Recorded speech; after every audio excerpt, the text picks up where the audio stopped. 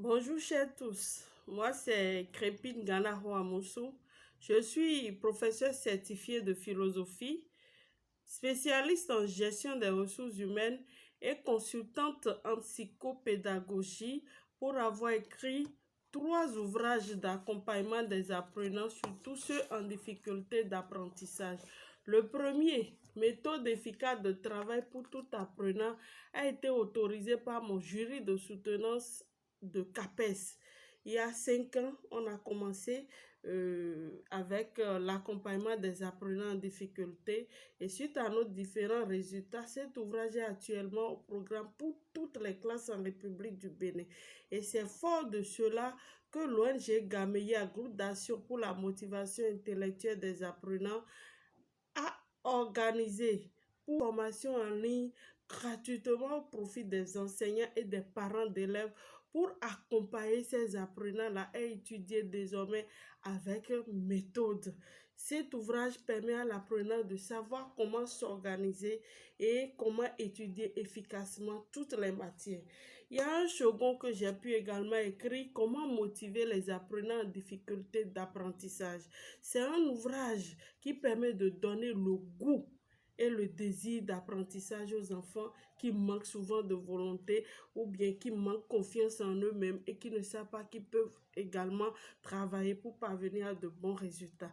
L'expérience de l'ONG Gameya a montré que tous les apprenants peuvent réussir et ce sont ces expériences-là que nous allons essayer de partager avec vous au cours de ces 3 jours.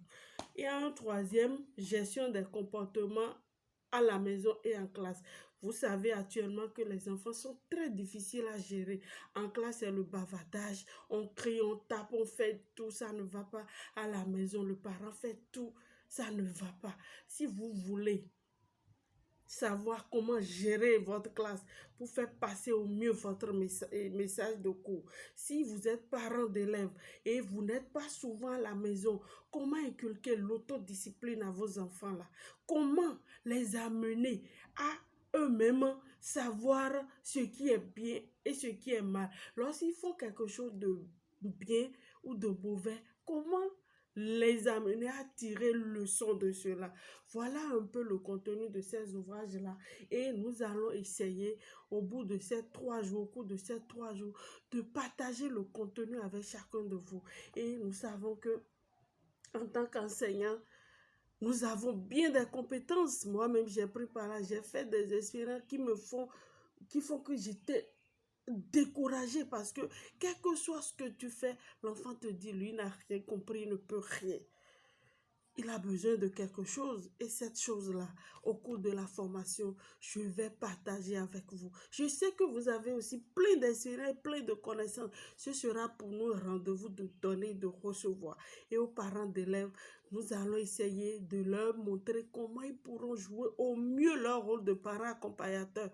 Même à la cuisine, en tant que maman, je peux accompagner mes enfants à étudier. Le travail scolaire ne s'arrête pas à l'école. Le travail scolaire continue à la maison. On a beau la volonté de vouloir faire la chose, mais on ne sait pas comment. Moi, j'ai mené des recherches, j'ai fait des expériences avec mon équipe d'accompagnement au sein de notre ONG. On a aidé plus de 200 accompagnés, de 200 apprenants en difficulté. Et parmi ces cas-là, il y a 5 qui sont devenus premiers de leur classe. Ceci pour montrer que si parmi ces cas-là, on a des premiers, tous les apprenants peuvent réussir.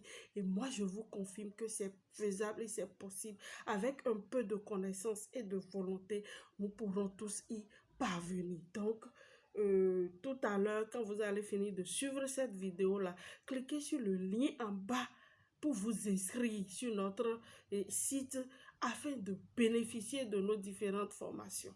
Ces 3 jours, nous allons partager l'expérience de ces 3 ouvrages-là et vous saurez que nos apprenants sont bien intelligents qui peuvent aussi travailler.